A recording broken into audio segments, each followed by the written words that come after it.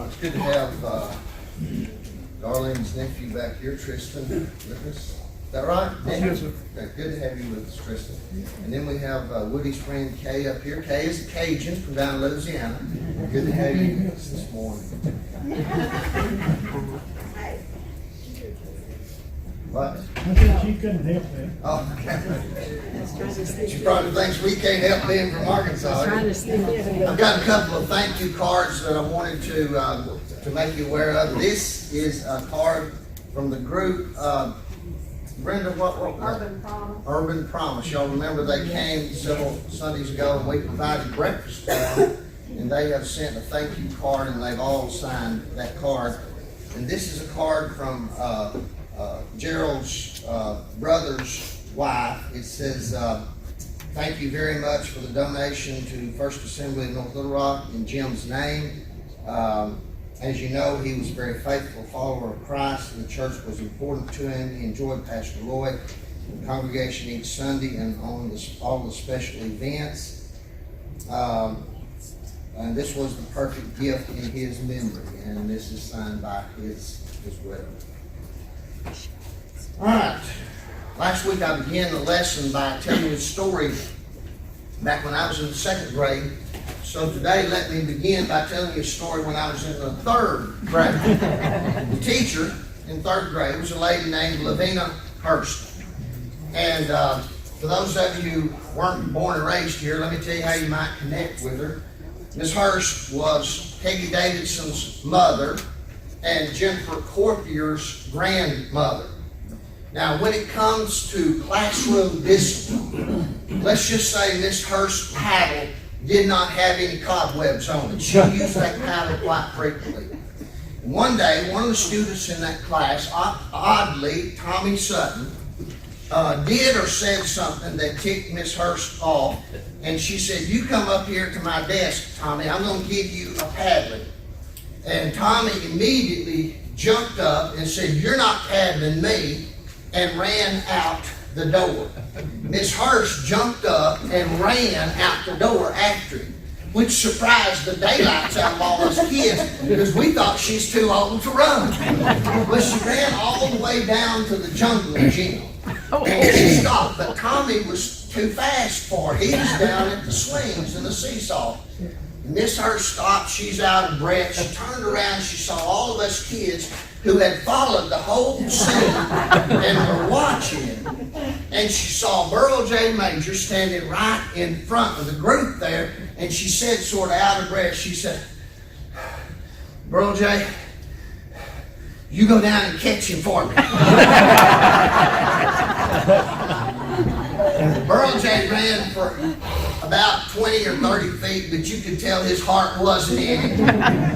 And he turned around and he said, "Miss Hurst, I can't catch him."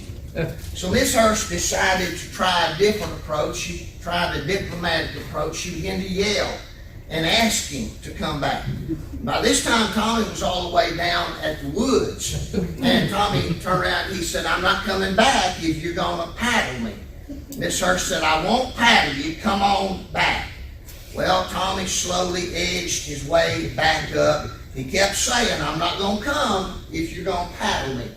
Miss Hurst kept saying, "I'm not going to paddle you. You come on." Well, he finally got to within arm's length, and Miss Hurst reached out and grabbed the boy, and she drug him. She drug him from the jungle gym to the classroom. With her left hand, she's dragging him, and with her right hand, she's just wailing the daylights out. She's just walking and wailing. And she got him into the classroom and took him up to the front, got her paddle out, and finished the job. Now, we students learned a valuable lesson that day, and honestly, I remember discussing this at recess.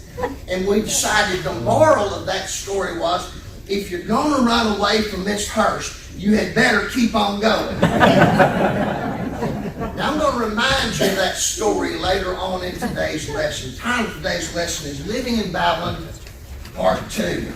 This is a two-part lesson. This series is going to be about 8 to 10 weeks. And today we want to look at the second part of the lesson that we started last week. But before we begin, let me make a couple of points. I want to say, first of all, I am aware that this is a very painful subject for many, many of you. Last week we had a guest with us. His name was Wendell. And at the end of class, he asked a question. He said, what do we as families do? How do we respond? How do we as believers deal with a situation where someone in our family has decided they're gay? I thought about that question all through worship service and beyond. And literally it broke my heart because I could feel the gut-wrenching emotion as he is sharing that question. A large number of you in this classroom have come to me and talked about dealing with issues in your family and among your friends. I want you to hear me say this. If you are in a situation like this, you are not alone. That hurt is widespread among believers. A lot of Christian moms and dads and grandmas and grandpas have shed tears till they really can't cry anymore.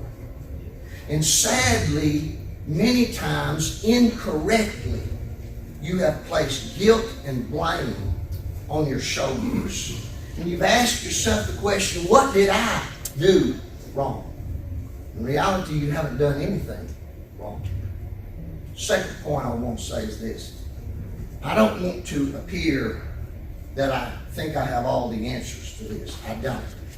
I don't want to come across as cocky and arrogant and come across as I know what to do in every case and I know what God would want us to do. And I don't want to be one of those people who look at parents and say, now, if that was my kid, this is what I would do. See, it's easy to say, let's stand firm on the truth. It's not as easy to say, how do we do that? And where do we draw the line as believers? See, I can tell you how to be saved. I can tell you biblical doctrines. I can't tell you what to do when somebody in your family has a gay wedding. Do you attend? Do you not? Do you invite them over to the house? Do you pretend this is one big happy family? Those questions are not easy. Let me encourage you, if you're dealing with any of those issues at all, try to be here next week. The title of next week's lesson is Conflicts of Conscience. And that really is what we're dealing with. Conflicts of conscience in our mind. Is this right or is this wrong? And do I draw the line right here or do I draw the line right here? Now, because this is a two-part lesson, I want to review very quickly what we covered last week as we get into the lesson. We talked about the revolutions that have changed America. The sexual revolution, the technological revolution, the anti-Christian revolution, all of which are in full force today. Then we talked about the resemblance of America to Judah as they're going into bondage into the land of Babylon. We talked about the secularized idolatry they had. We talked about God's call of judgment on the country. We talked about the false prophets who kept telling the people, it's going to be okay. God's going to rescue us. God owes it to us. And then we talked about the call to obedience. And we said that our job, no matter what our situation is to be faithful, to be obedient, and to do what God calls us to do until He calls us home. Now, that brings us up to today's lesson. And I want to begin by talking about roads available to American believers. And I think there's essentially three things that we can do, three different ways we can respond to what's happening in the culture today. And the first one is isolationism. We can just pull back into a shell and withdraw. That's exactly what the false prophets had told the people of Judah to do. Just withdraw. Let's read about it. Jeremiah chapter 23, verse 21 and 22, Brenda. I did not send these prophets, yet they have run with their message. I did not speak to them, yet they have prophesied. But if they had stood in my counsel, they would have proclaimed my words to my people and would have turned them from their evil ways and from their evil deeds. Now let me just say this. I love America. And I still believe with all my heart that America is the greatest nation on the face of the earth. Amen. You do not see immigrants walk 500 miles to get into Mexico, or to get into Iran, or to get into Russia or Red China. No, they're coming to America. But with that, I want to tell you the similarities between where America is right now and where Judah was as God allowed them to be carried off into captivity is absolutely startling. God had blessed both of our nations tremendously. God wanted both of our nations to be that shining city set on a hill. He wanted both of our nations to be that example to a lost, dying world. But sin had permeated Judah, and it's permeated America.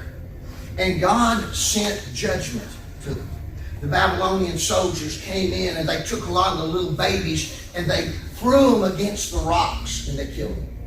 They raped many of the women. They took the men all the way down to the young boys like Daniel, Shadrach, Meshach, and Abednego. They chained them up and then they drug them 800 miles across the desert to a city called Babylon, which today is 60 miles away from present-day Baghdad. Those folks had lost their families, they lost their homes, they lost their land, they had lost their temple. Who could blame them if they just withdrew and said, forget it, I'm just going to isolate? Now, we haven't lost our country today. I'll tell you what we have lost. We've lost our culture. We've lost our values. And in many ways, our generation has seen the death of Christian America. Now, there's two ways to isolate. One is to isolate in a physical way. We can sell out our property and buy a goat farm up on the mountains of North Dakota and just sit there and wait for the Lord to come back. Now, believe it or not, we actually had a former pastor of this church that did exactly that.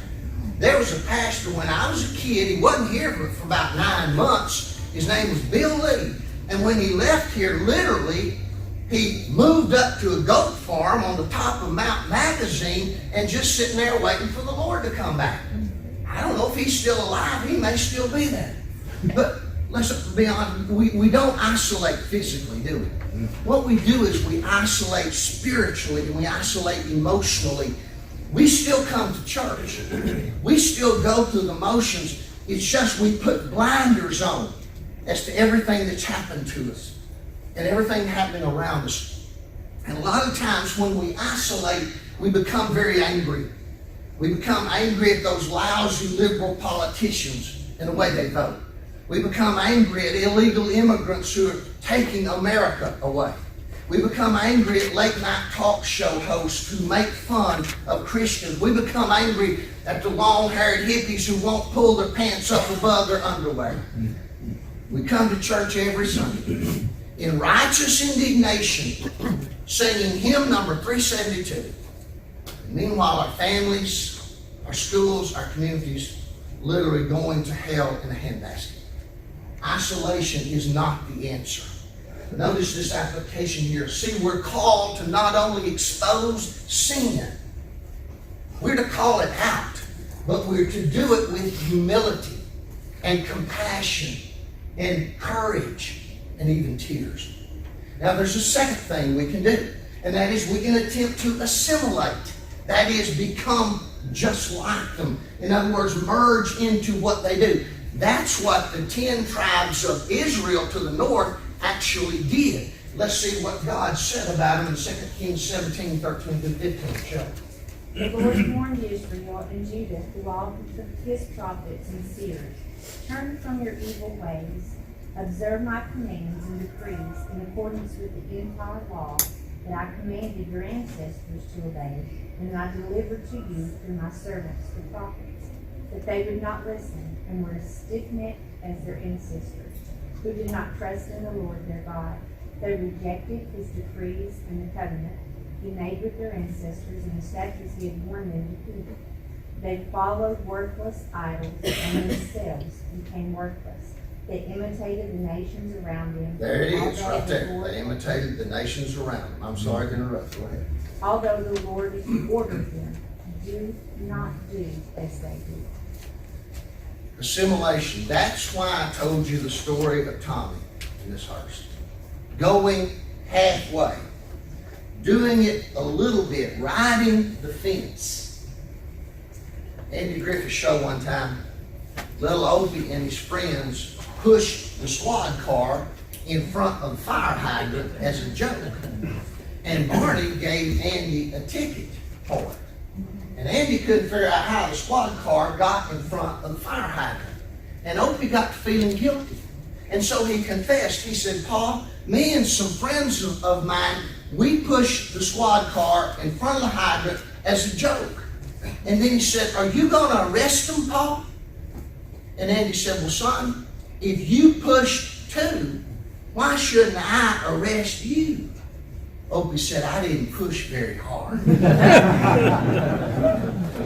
That's assimilation. We want to do what's right, but we don't want to go all the way because we want to please everybody. We're going to go with the flow. We're going to do what's most natural and what is most common. There are denominations all over the country that have done exactly that. They literally have sold out. When it comes to gay marriage, they're good with that, even from their pulpit. Transgenderism, if that's what you feel that day, that's great. Abortion, that's your right. It's kind of like the slogan I saw one time. It said, "Whatever you believe, we believe it too." Those kinds of churches and denominations, they are powerless today. They have zero, and I mean zero influence in society. And they're dying left and right. Notice this statement. Spiritual assimilation is always the least resistance. That's the easiest way to go. And it's the most natural and it's the most cowardly way to live. But notice the next statement, folks. We can no longer survive in the middle of the road as American Christians. I'm telling you, we are at the point today where you either get on one side or the other, or you are flat going to get run over. When you draw the line between right and wrong, and you waver on that, you are dead in the water. And you lose your influence. That child, that grandchild, that you think is not listening to you, they still respect you. As long as you have their respect, and they know you love them, you still have that window of opportunity. You waver on what's right and what's wrong, you lose that influence. Barney, did you need to say something? Well, I was just making a point. Tommy might have been right to run. He might have had good reason to run. But this teacher who stands in authority, what did she do to get him back? She lied to him. Well, And if that isn't where we are as a country today, we elect officials, we have people teaching our kids, we have all these people that have influence on us. They lie to us, we believe it. Yeah. We come back, and look what winds up happening. Yeah. But in her defense, I'm telling you, she had absolutely no idea what to do. That's right. The people that are lying to us have absolutely no idea in what to do. Yeah. All right. Assimilation is not the answer. Okay, let me tell you what it is. Infiltration without contamination. Let me use the phrase the Bible uses. We are to be of the world, or in the world, but not of the world. Okay? Now, let's see what happens in Jeremiah chapter 29, verse 7. Michelle, and then grab verse 20 after verse 7. Seek the welfare of the city I have deported you to. Pray to the Lord on its behalf, for when it has prosperity, you will prosper.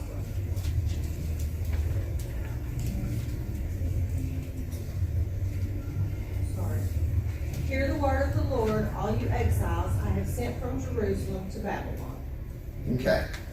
I'll make 2 points out of those 2 verses of Scripture. First of all, there's a phrase that's used in both of those verses of Scripture. It says, God sent the Jews into Babylon. See, they were in Babylon for 2 reasons. They were there because of judgment of their sin, but they were also there as an ambassador for God. God sent them into that lost, dark world in order to make a difference where they were going. And that's exactly what they did. It appears King Nebuchadnezzar got saved. I really believe we will meet King Nebuchadnezzar when we get to heaven. A lot of the Babylonians got saved 500 years later when Jesus was born. Where did the three wise men come from that are searching for the Messiah? They're coming from back from Babylon. Why? Because somebody back here 500 years ago was talking about the true and living God, and it changed lives, and it changed it all the way down through history. Is it possible God allows us to go through dark times so that we can be that light in that situation? Notice this statement here. The church is still sent into the world to represent Jesus Christ, and we are still the best witness of hope that this world has to offer. Now, the second thing that I want to say is this. God prepared the Jews before they ever got into Babylon. He raised up a man named Jeremiah who wrote down what God told him to write, and he wrote what was going to happen. He wrote down what they were to do when that happened, and he even wrote down how long they're going to be in that exile. That's exactly what Psalm 23 is all about when it says, you prepare the table before me in the presence of my enemies. Hang it on your wall, hang it on your refrigerator, but whatever you do, put this statement in your heart right here. God does not bring us into a future that He has not already prepared for us.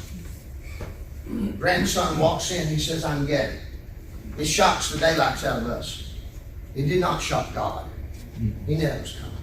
And He has prepared you to deal with that time. Granddaughter walks in and said, I've had an abortion. It shocks us. It hurts us. But guess what? God's already given you the strength to deal with that situation. Your daughter comes in and says, I'm going to move in with my boyfriend. Everybody else does, and besides, Jesus is going to love me anyway. And you say, have you lost your mind? And God says, I'm still working on her heart. How many times do we get horrible news? Cancer, divorce, accidents, even death. And yet, even in that tragedy, you can see God's hand working through the whole thing. He has prepared us.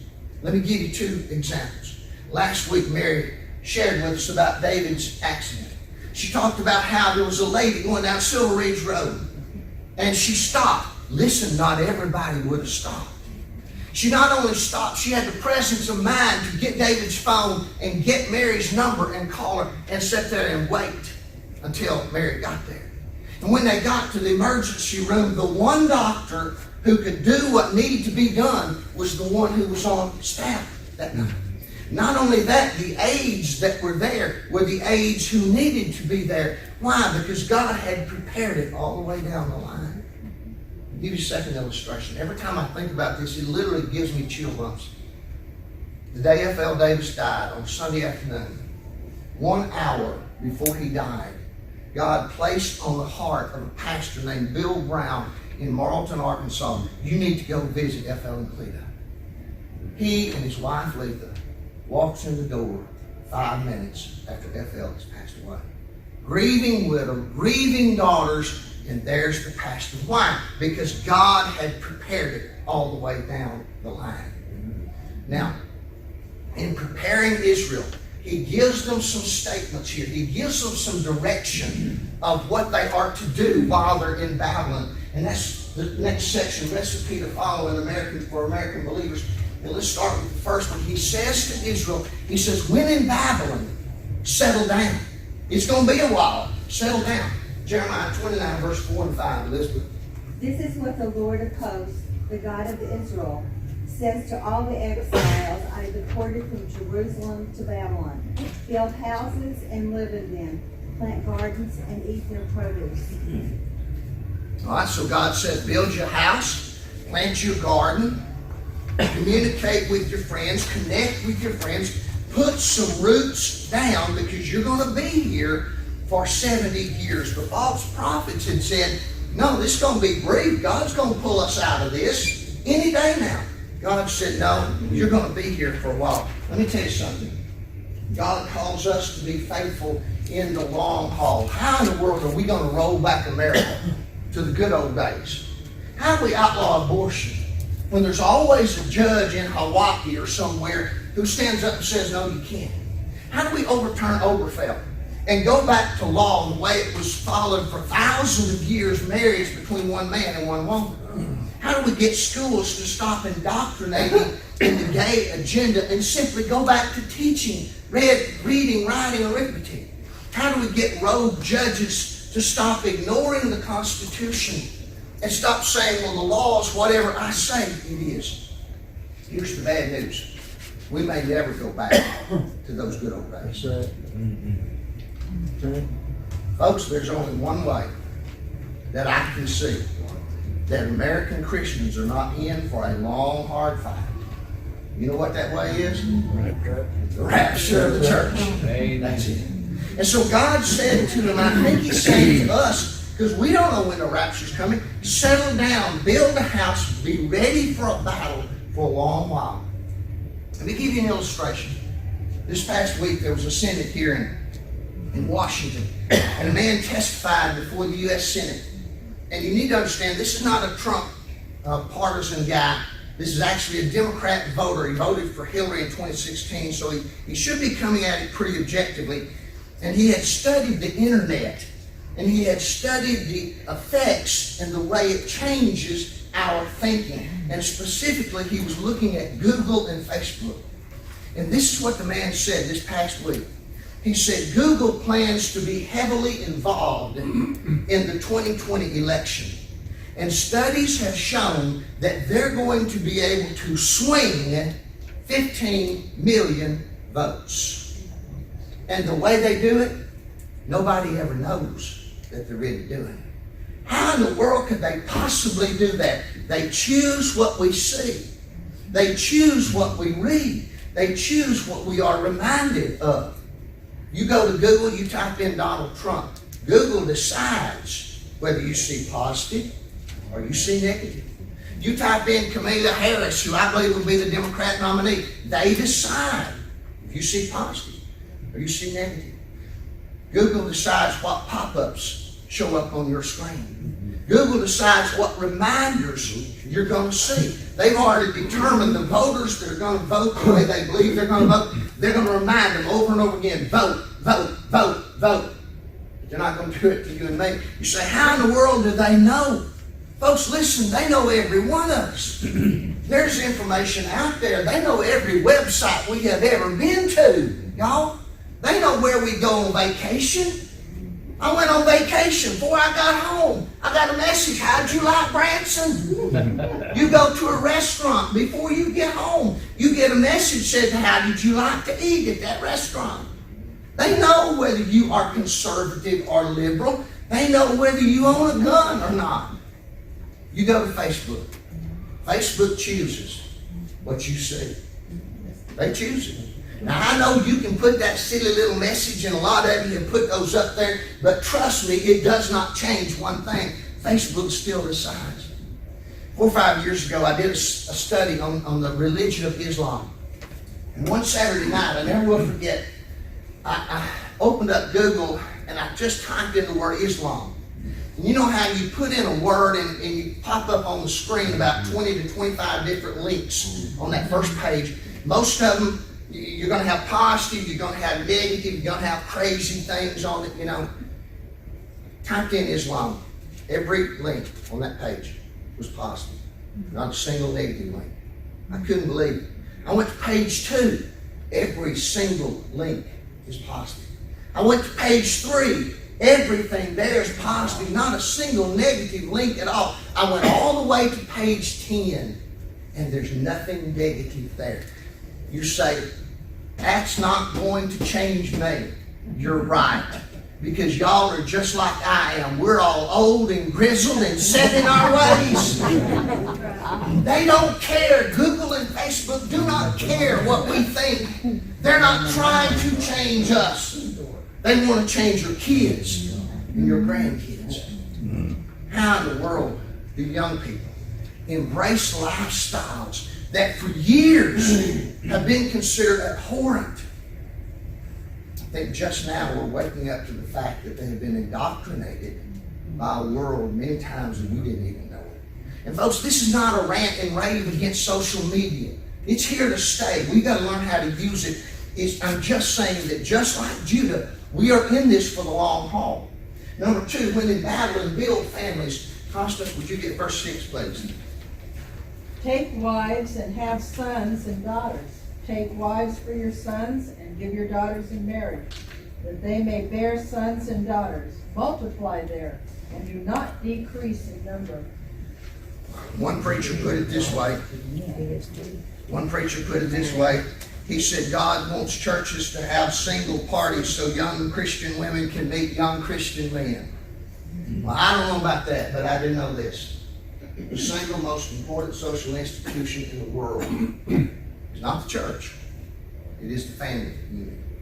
And even in this day of increased peer pressure and social media and all of that stuff, the influence of a mom and a dad, grandpa and grandma, who are close, who are in the home, will be the most important factor in that child's life.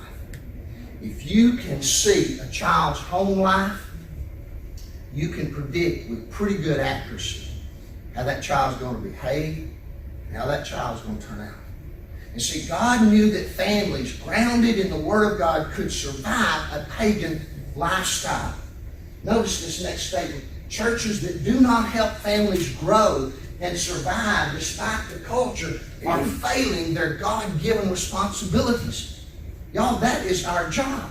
And for that, I would say, for things like Awana and after school may very well be the most important ministries we have in this church, because it is assisting families and kids. I support our local school district. I'm very, very thankful for our local school district. I really am. Westside, Quitman, Concord, Heber Springs. I know they have problems sometimes. I know they act like knotheads sometimes, okay? But I'm telling you, I'm convinced with all my heart that almost all of those teachers genuinely care about those students. They are not there to indoctrinate. They're there to teach. And many of them godly Christian men and women. Folks, we don't need to take that for granted. We need to be very thankful for that. But involvement is the key. Parents and grandparents need to read the books the kids are reading. They need to look at the website the kids are on. They need to get involved in whatever the kids are doing. Tony Evans said every day when his kids come home from school, he would deprogram them. He said, what did you learn? What did they tell you in school today? And then if it's opposite of God's Word, he said, let's see what God's Word says. By the way, here's a novel thought. Christians can run for school board, can't they? Even if you don't have kids or grandkids in the local school district, many of you do not here, folks, we still have an obligation to support those districts and support those kids. And we do it through our prayer. We do it, I think, through going to ball games and activities. I had 3 boys in Awana this year. All of them played Pee-wee basketball, and every week they're begging me, come to my Pee-wee game, come to my Pee-wee game. It makes a difference in their life. You build up families. Number 3, when in battle and get involved in the community. Pat, would you read verse 7 again for us, please? And seek the peace of the city whither I have caused you to be carried away captives, and pray unto the Lord for it. For in the peace thereof shall ye have peace. Okay. Some of your translations say seek the welfare. The word welfare is the Jewish word shalom, which we interpret as peace, which is the way Pat read it. And it's saying seek the peace of the city in which you live. How do we do that? Well, we do it by obeying the laws. We do it by paying taxes. We do it by being a good neighbor, helping our neighbor. We do it by supporting local businesses. We do it by running for local office. We do it by volunteering to work in a food pantry, volunteering to coach in Little League games. We do it by showing the community of people that we care about them. Several years ago, I was in San Antonio for a frog conference. And after the conference one day, I went down to the river walk, and I was just walking around where the restaurants and shops all were. And I was walking behind this group of Hispanic boys. And it wasn't an organized game, but you could tell they're 13, 14, 15-year-old boys. And man, they think they're tough. They're acting tough. You know, they're showing their underwear and all that kind of stuff.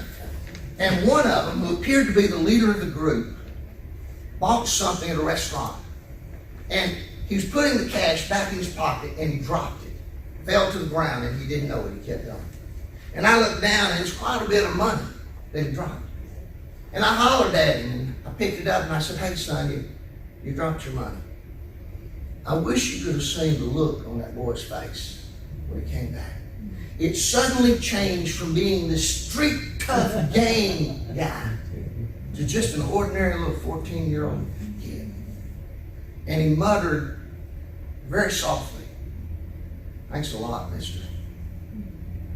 And I think he was saying, wow, there are still adults who do the right thing. There's still adults who care about us. At the end of that verse 7, it makes a statement. It says, "In its shalom, in the city's peace, you will have peace." And what it means is this: when we bring peace and righteousness into the community in which we live, it comes back to us. This past week there was a funeral. The guy lived in this community many years named John Watson. I didn't go to the funeral. I wasn't that close to John. But I met the funeral procession as they're going from the church back to the cemetery.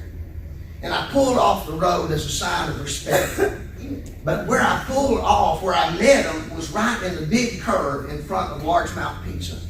And my first thought was, I sure hope cars don't ignore this and try to pass me and create a traffic problem right here on the curb. And I sat there for a few minutes and I looked up and nobody's coming. Everybody's doing the same thing as a sign of respect.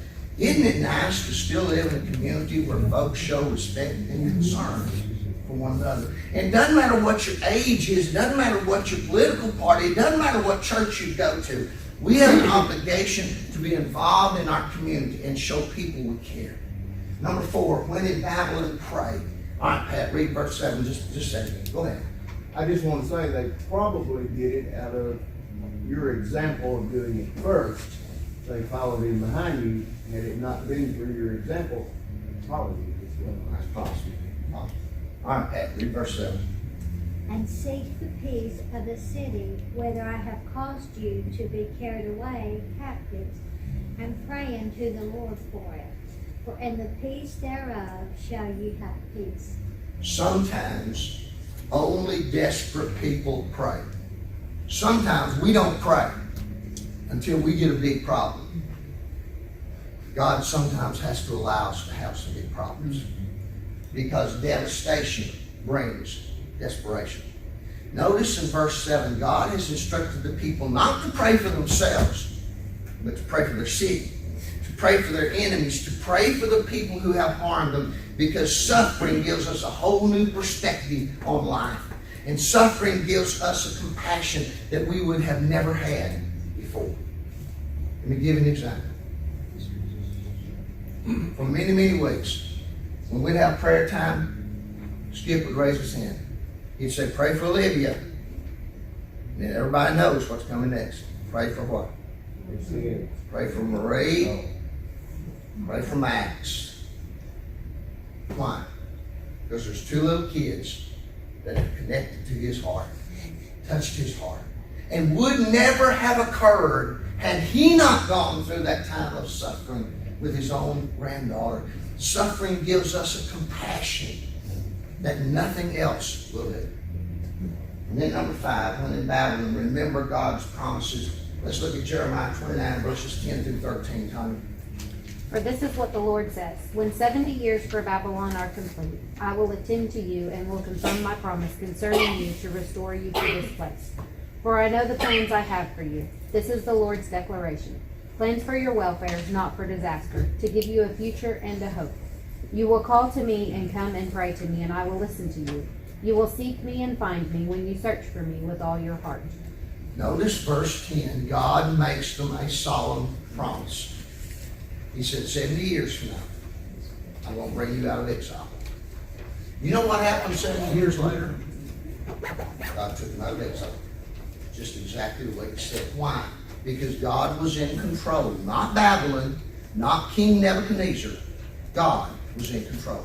Folks, let me tell you something. God is not intimidated by the Babylons of this world. He's not intimidated by the Middle East and what's going on with Iran. He's not intimidated by Red China. He's not intimidated by socialism. That doesn't scare him. God is not intimidated by the gay agenda and transgenderism. He's not even intimidated by the American leftists.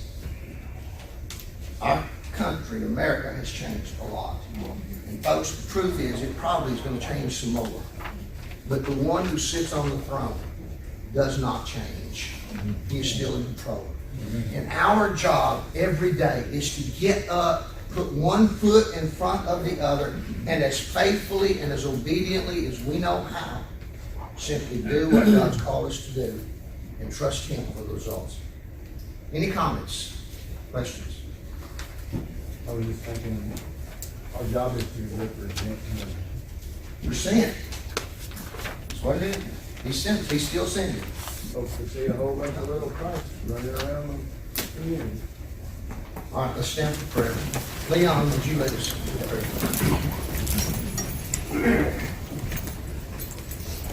One of these kind of